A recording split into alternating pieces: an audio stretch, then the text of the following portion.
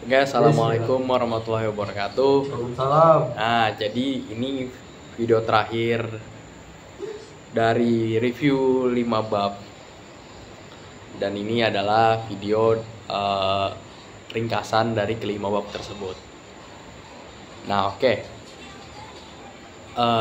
Sejarah dan geografi ini adalah dua disiplin ilmu yang saling melengkapi.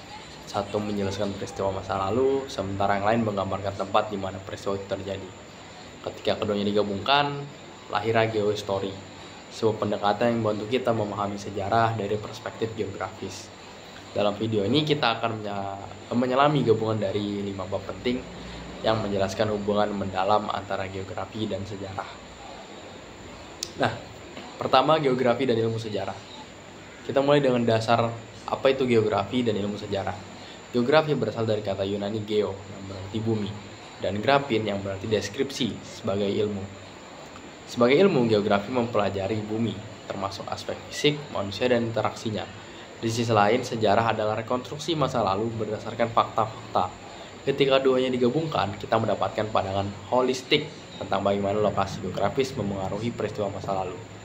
Geografi sejarah atau geohistory membantu kita memahami bagaimana kondisi geografis atau wilayah seperti sungai atau pegunungan membentuk pola kehidupan manusia. Contohnya, Mesir kuno yang berkembang di sepanjang sungai Nil dan memanfaatkan tanah subur di sekitarnya. Selanjutnya adalah bab 2, yaitu teori dan pemikiran sejarah. Teori dalam sejarah memberikan kerangka kerja untuk memahami bagaimana dan mengapa peristiwa terjadi. Salah satu teori utama adalah teori gerak sejarah, yang melihat sejarah sebagai proses dinamis yang terus bergerak maju. Teori ini membantu menjelaskan perubahan sosial dan politik sepanjang waktu. Teori persebaran kebudayaan di sisi lain menunjukkan bagaimana ide, teknologi, dan budaya menyebar dari satu wilayah ke wilayah lain. Contohnya adalah pengaruh budaya Hindu-Buddha dan Nusantara melalui jalur perdagangan maritim.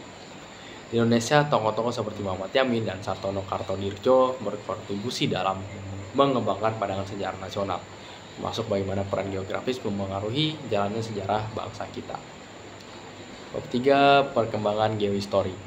Geohistory sebagai cabang ilmu berkembang seiring waktu di Yunani kuno, dan Herodotus adalah salah satu pelopor yang menghubungkan sejarah dengan lokasi geografis. Pada abad ke-20, Fernand Braudel memperkenalkan pendekatan proses panjang atau long durée yang menyoroti dampak lambat tetapi signifikan dari geografi terhadap sejarah. Di Indonesia, geohistory membantu kita memahami bagaimana kerajaan seperti Sriwijaya dan Majapahit berkembang. Berkat lokasi strategis mereka di jalur perdagangan maritim, keberadaan lahan basah dan sungai besar juga memainkan peran penting dalam menopang kehidupan masyarakat pada saat itu.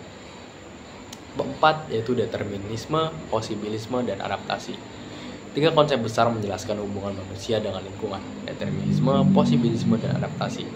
Determinisme melihat bahwa alam menentukan kehidupan manusia. Misalnya perubahan peradaban Mesir kuno bergantung pada sungai Nil. Posibilisme sebaliknya, percaya bahwa alam hanya menyediakan peluang, sementara manusia memiliki kebebasan untuk memilih cara memanfaatkannya. Contohnya adalah pembangunan kota seperti Dubai yang mengubah gurun pasir menjadi pusat ekonomi global. Yang terakhir adalah adaptasi. Adaptasi adalah bagaimana manusia merespon tantangan alam, seperti masyarakat pesisir yang membangun rumah panggung untuk menghadapi banjir.